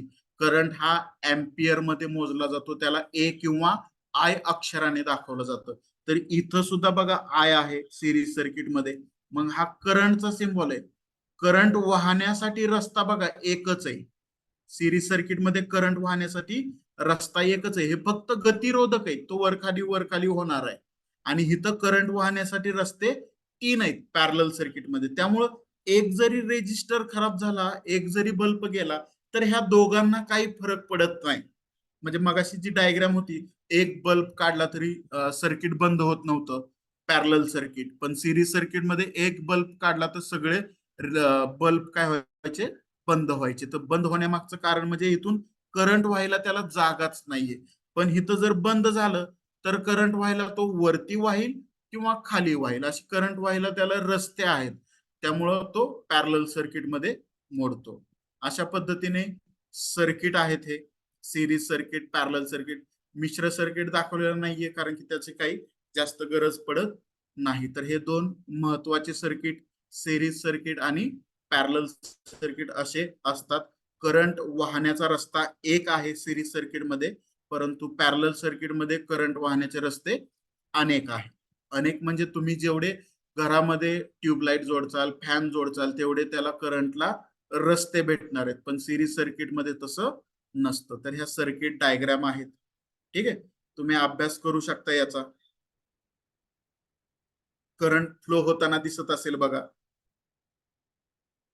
व्ही मधून निघतोय, म्हणजे व्होल्ट मीटर, व्होल्ट सोर्स मधून करंट निघतोय. सिरीज सर्किट मध्ये एका बिंदूतूनच करंट वाहतोय, परंतु इथं त्याचे 3 भाग होत आहेत आणि 3 भागातून पुन्हा एक येऊन तो वाहतोय. म्हणजे त्याला पॅरलल सर्किट असं म्हटलं जातं. सिरीज सर्किट आणि पॅरलल सर्किट असे दोन सर्किटचे प्रकार आहेत.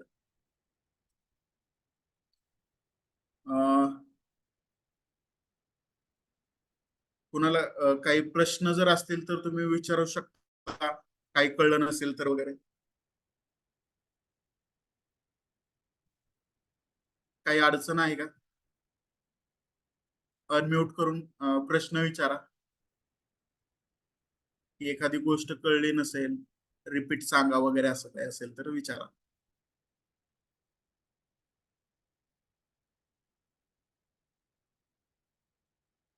ठीक आहे. तर तुम्हाला एक गुगल लिंक पाठवली जाईल, तो एक फॉर्म भरा. तुमचं नाव, पत्ता वगैरे व्यवस्थित, मोबाईल नंबर टाका, जेणेकरून सर्टिफिकेट वरती टायपिंग करताना कुठेही स्पेलिंग मिस्टेक वगैरे होणार नाही. त्यामुळे व्यवस्थित माहिती त्या गुगल फॉर्म मध्ये भरा, कारण सर्टिफिकेट वरती तेच स्पेलिंग येणार आहे. आणि सर्टिफिकेट तुम्हाला आज संध्याकाळी पर्यंत भेटेल किंवा उद्या सकाळपर्यंत भेटून जाईल. जसं तुम्ही गुगल फॉर्म भराल तस तसं सर्टिफिकेट तुम्हाला मिळतील. ठीक आहे. तर आपण जे 2 दिवसाचं वर्कशॉप होतं आपलं, फन विथ इलेक्ट्रॉनिक्स, आपण इथं समाप्त करूया, थांबूया. आणि जसं नवीन अपडेट येत राहतील तस तसं तुम्हाला मी कळवत राहील. ठीक आहे. कुणाच्या काही शंका असतील तर विचारावर.